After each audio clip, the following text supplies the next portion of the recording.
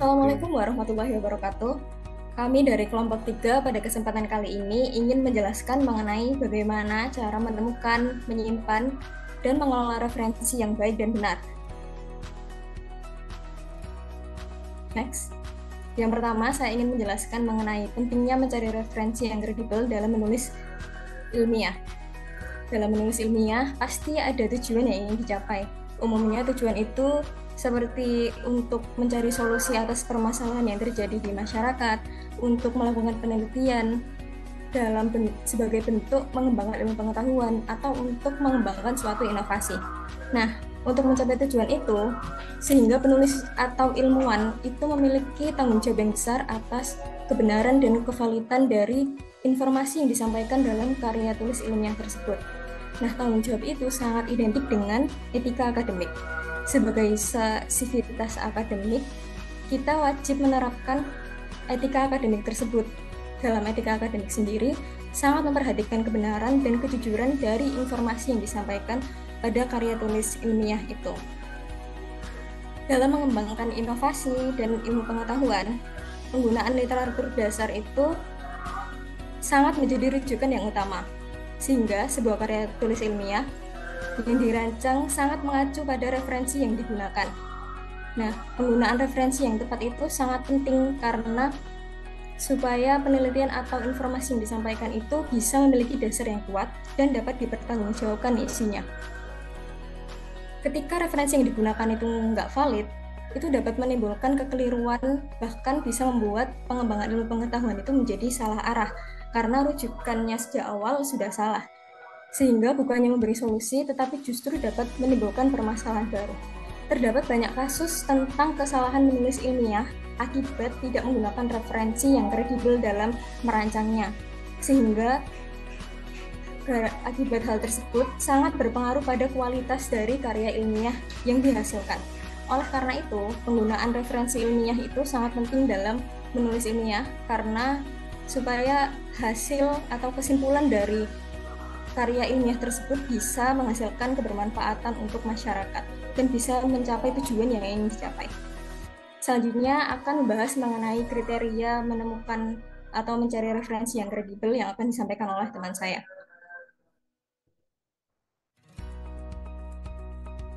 Selanjutnya terkait dengan kriteria referensi yang kredibel. Pengertian atau definisi dari referensi yang kredibel sendiri itu dapat diartikan sebagai suatu acuan atau sumber pedoman yang digunakan dalam suatu penulisan karya ilmiah, dan arti kredibel sendiri itu memiliki suatu kekuatan untuk meyakinkan pembaca atau masyarakat yang ingin membaca karya tulis ilmiah kita. Nah, menurut Eka Dian Savitri, terdapat 3 kriteria utama dalam referensi yang kredibel. Yang pertama yaitu adalah dapat dipercaya.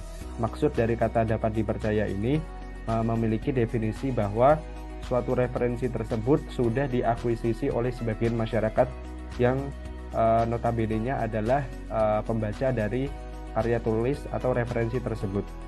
Dapat dipercaya ini juga dapat memiliki arti bahwa suatu referensi tersebut memiliki informasi yang logis, isi yang sesuai dengan akal pikiran dan struktur yang selayaknya. Yang kedua yaitu dapat dipertanggungjawabkan. Nah, arti dari dapat dipertanggungjawabkan ini adalah suatu referensi itu diterbitkan atau ditanggungkan oleh suatu penerbit atau lembaga yang resmi atau terdaftar, sehingga apabila terdapat aduan atau kritikan dapat secara langsung menghubungi dengan pihak yang terkait. Dan yang terakhir yaitu dapat dilacak. Maksud dari dapat dilacak ini adalah suatu referensi yang kredibel itu setidaknya memiliki nomor seri, karena nomor seri ini sangat bermanfaat terkait dengan keberlangsungan dari referensi tersebut. Nah, nomor seri ini dapat berupa ISBN, DOI, dan lain sebagainya.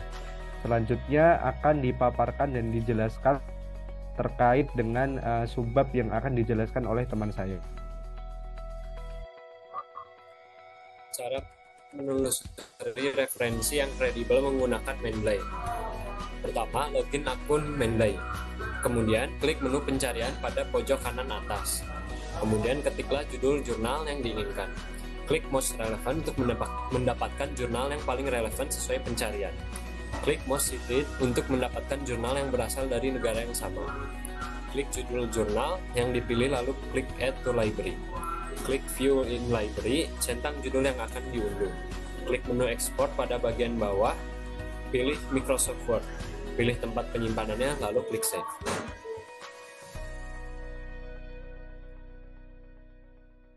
Kemudian terdapat hubungan terkait dengan membaca referensi dan menulis ilmiah.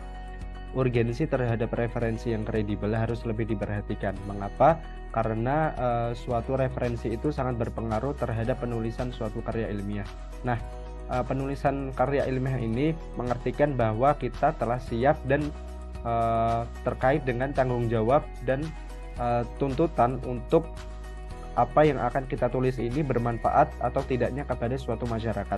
Nah, untuk menghadapi hal tersebut, kita dapat membaca referensi terlebih dahulu sebelum melakukan penulisan suatu karya ilmiah. Dengan membaca, kita dapat mengimplementasikan berbagai ilmu pengetahuan untuk dijadikan sebagai suatu solusi dalam sebuah permasalahan. Nah, kegiatan membaca sendiri ini dapat dikategorikan sebagai kegiatan yang mudah dilakukan.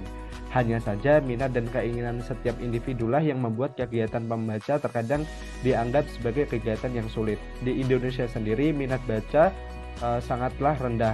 Hal tersebut mungkin dikarenakan karena berbagai faktor seperti teknologi yang membuat kita semakin malas untuk membaca dan lain sebagainya.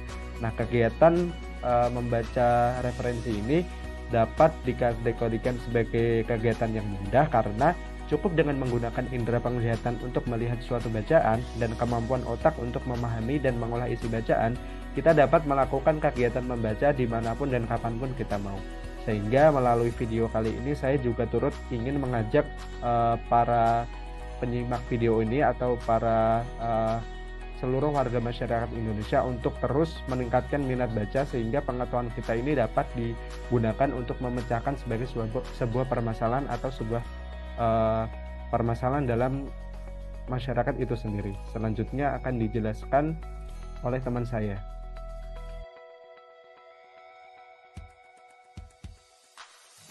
Perbedaan pembaca yang baik dan pembaca yang buruk. Membaca sendiri merupakan salah satu kegiatan yang dapat memperluas wawasan mengenai hal-hal yang sebelumnya kita tidak ketahui. Dengan membaca pula, kita dapat memperoleh informasi yang penting dan menambah kemampuan untuk menganalisis suatu kejadian dengan spesifik. Pembaca yang baik adalah pembaca yang memahami makna dari bahan bacaannya serta dapat menginterpretasikan dengan baik dan benar. Sedangkan pembaca yang buruk dapat didefinisikan sebagai pembaca yang tidak mampu memahami makna dari bacaan tersebut. Ciri dari pembaca yang buruk salah satunya adalah ketidakmampuan pembaca untuk menginterpretasikan kembali bacanya dan memiliki pandangan yang sempit serta tidak mampu menganalisis bahan bacaan tersebut dengan baik dan benar. Menjadi pembaca yang baik juga dapat mengurangi penyebaran berita palsu di masyarakat, sehingga kita harus lebih teliti dalam membacanya. Selanjutnya, ciri-ciri pembaca yang baik adalah: pertama, pembaca memiliki tujuan. Ketika pembaca memiliki bahan bacaan untuk dibaca, mereka menetapkan tujuan yang jelas bahkan sebelum mereka mulai membaca. Hal tersebut memungkinkan mereka untuk memindai kalimat dengan cepat, alih-alih kata demi kata. Kedua, membaca dengan fasih. Kefasihan dalam membaca dapat mempengaruhi pemahaman ketika membaca bacaan. Pembaca yang baik selalu dapat membaca lebih cepat dan tetap memahami isinya. Karena kefasihan yang dimiliki dapat membantu meningkatkan kepercayaan diri pembaca untuk menyimpulkan bahkan menganalisis. Ketiga, mampu menarik kesimpulan dan menginterpretasi.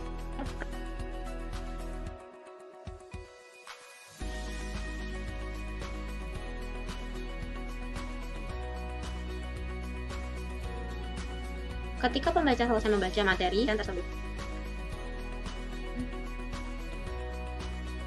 Next slide. Lalu untuk ciri-ciri pembaca yang buruk, pertama, rentang perhatian yang pendek.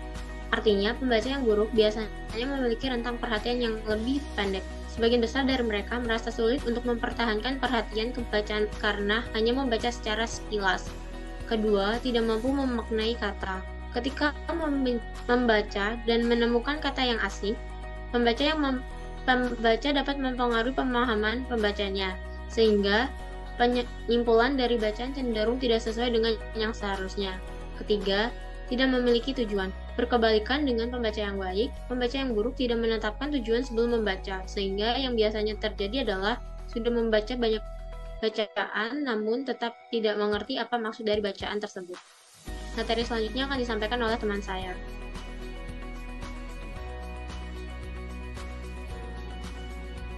Apakah membaca adalah kebutuhan pokok? Jadi, membaca adalah suatu kegiatan di mana seseorang sedang memupuk pengetahuan serta wawasannya. Dengan membaca, semakin banyak ilmu dan manfaat yang akan diserap. Sebenarnya, informasi, berita, ataupun ilmu dapat diperoleh dari sumber audio atau video seperti televisi. Tetapi, itu semua akan lebih mudah jika melalui bacaan. Karena dengan membaca, kita dapat menyesuaikan diri kita sendiri sehingga akan lebih mudah dipahami dan diserap oleh otak. Membaca adalah suatu kegiatan yang sangat penting sehingga perlu dijadikan sebagai kebutuhan pokok seperti makan dan minum. Dengan membaca, informasi akan diperoleh. Jika informasi telah didapatkan, kita akan tahu apa yang nantinya akan dilakukan atau pelajaran apa yang dapat dipetik dari bacaan. Selain itu, kebiasaan membaca akan menghindarkan kita dari menyebarkan berita yang tidak benar. Karena jika sudah terbiasa, kita akan dengan sendirinya mencari informasi yang lebih lanjut dan lebih konkret mengenai suatu berita atau permasalahan sebelum disebarluaskan. Next. Materi selanjutnya akan dijelaskan oleh teman saya, yaitu cara menggunakan Mendeley. Cara menggunakan Mendeley untuk menulis kutipan dan daftar pustaka di Microsoft Word. Sebelum menggunakan Mendeley, harus mempunyai aplikasinya terlebih dahulu. Cara mengunduh Mendeley. Pertama, buka mendeley.com pada browser. Kedua, pilih menu download di pojok kanan atas layar. Setelah berhasil diunduh, buka aplikasi Mendeley untuk memulai proses instalasi. Ketika muncul pemberitahuan, klik saja Next. Selanjutnya, ada kotak notifikasi yang muncul jika proses install sudah selesai. Centang Run Mendeley Desktop pada notifikasi tersebut, kemudian klik Finish. Slide selanjutnya. Mendaftar akun Mendeley. Langkah pertama setelah mengunduh Mendeley adalah membuat akun Mendeley terlebih dahulu di halaman resminya. Caranya sebagai berikut. Pertama, buka situs web Mendeley. 2. Pilih Create a Free Account. 3. Masukkan email pada kolom yang tersedia, kemudian pilih Continue. 4. Isikan nama depan, nama belakang, serta kata sandi pada form yang disediakan. 5. Pilih Register untuk melanjutkan. 6. Pilih Continue to Mendeley. Perlu diperhatikan dalam pengisian email dan kata sandi, karena selanjutnya akan terus digunakan untuk masuk di aplikasi Mendeley. Lalu, pasang plugin Mendeley untuk Word. Setelah membuat akun di aplikasi Mendeley, kemudian unduh plugin Mendeley untuk MS Word. Cara mengunduhnya adalah sebagai berikut. Pertama, buka aplikasi Mendeley. Kedua, pilih halaman awal. Pada halaman awal, Anda akan diminta login akun Mendeley yang sudah dibuat tadi, itu Mendeley. Keempat, silakan pilih install MS Word. Perlu dipastikan tidak ada aplikasi MS Word yang terbuka untuk melakukan langkah ini. Kelima, setelah muncul notifikasi sukses diinstal, cek apakah sudah ada Mendeley dengan membuka MS Word, kemudian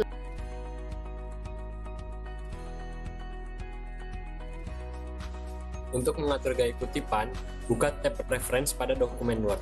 Pilih style yang berada di menu Mendeley Code-O-Matic.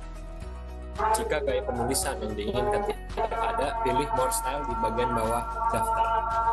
Slide selanjutnya. Untuk membuat kutipan, pilih tempat pengutipan menggunakan kursor. Buka tab Reference, lalu pilih Insert Citation. Cari judul file yang ingin dikutip di kolom pencarian. Selain mengetik judul file, dapat memilih fitur Go to Mendeley. Setelah menekan Go to Mendeley, lalu pilih file yang ingin dikutip. Tekan Cite yang berada di pojok kiri atas, kutipan akan secara otomatis masuk ke dalam dokumen Word. Slide selanjutnya. Untuk membuat daftar pustaka, arahkan kursor ke tempat yang dituju untuk menulis daftar pustaka. Klik menu Reference pada menu bar. Klik Insert Bibliography. Lalu daftar pustaka akan terbuat secara otomatis sesuai gaya penulisan yang sudah dipilih. Sekian dari kelompok kami. Terima kasih.